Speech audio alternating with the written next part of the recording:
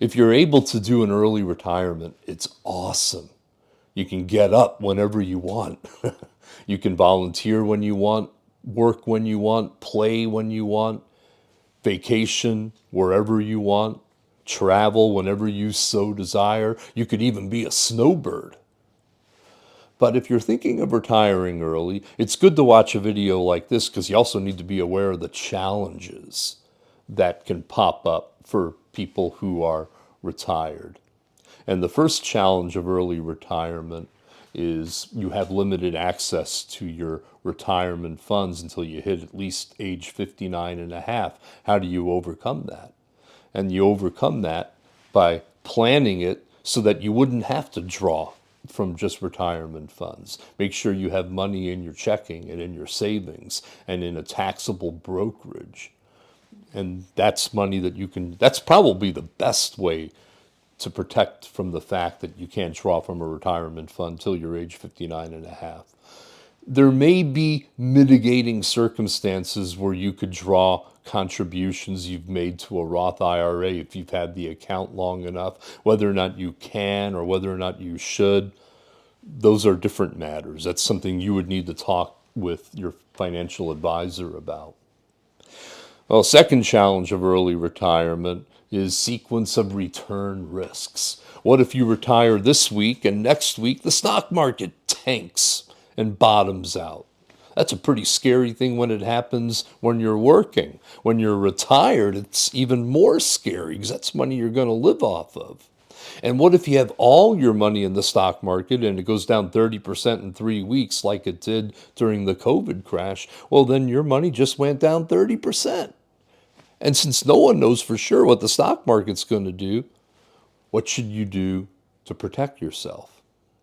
Well, if you don't want to lose all your money in the stock market, don't keep all your money in the stock market. That's how you protect yourself. You need money in the stock market to power your growth and grow your nest egg over time. But you should also have money in other places, checking and savings, money funds. My wife and I follow a variation of the three bucket system. Bucket number one, we have about 2 to 3 years of expenses in checking and savings. So we can draw from that if the stock market is tanking and we don't have to sell stocks at a devastating loss.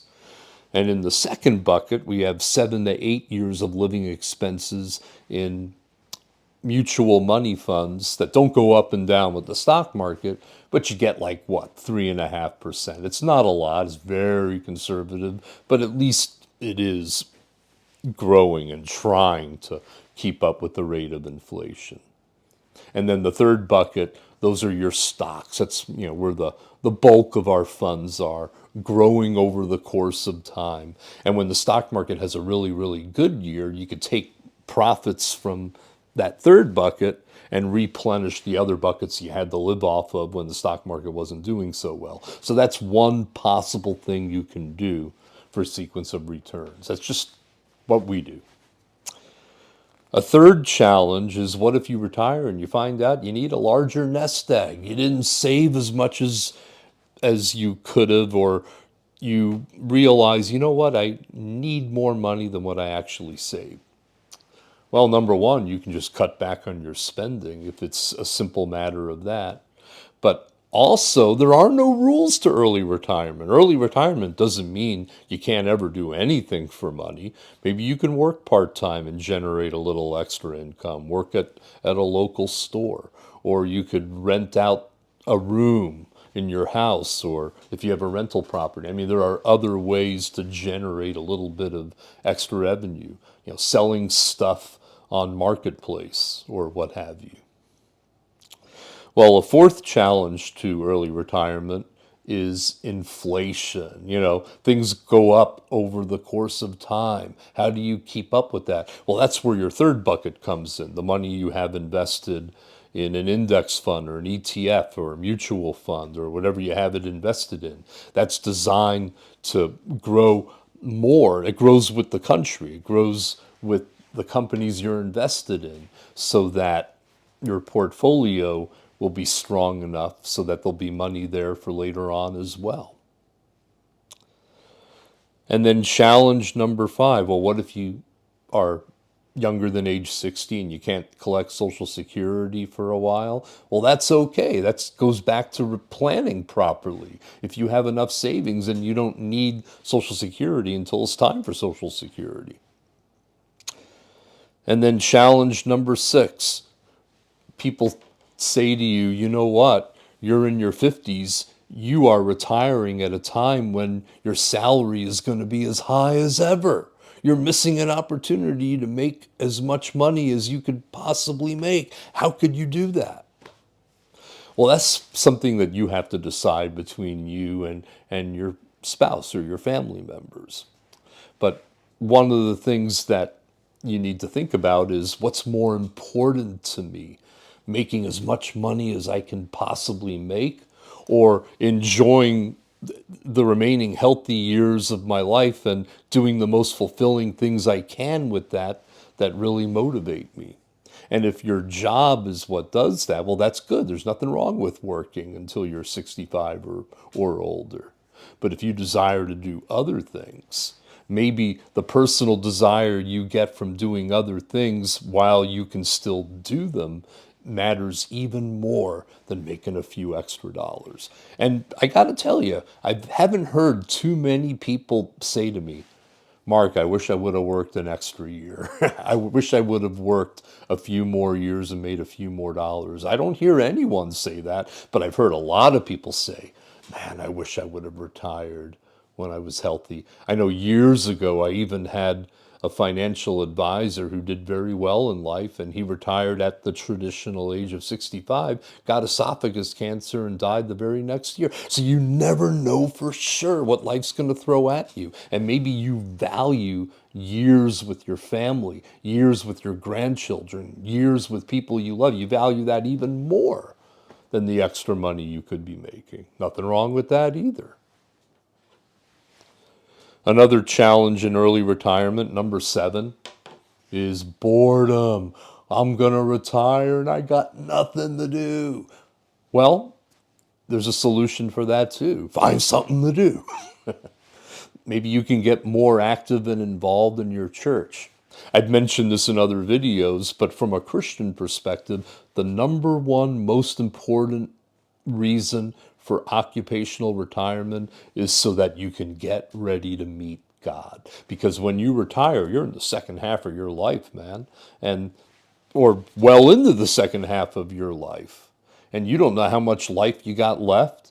You need to be getting ready to meet the Lord. You may have had excuses when you were working. Oh, I've got too much to do. I got my family and we got sports, we got stuff. But once you're retired, you don't have those. Well, those excuses weren't excuses before, don't get me wrong, but that's even more no excuse. Once you're retired, you have time to prioritize a relationship with God and Christ.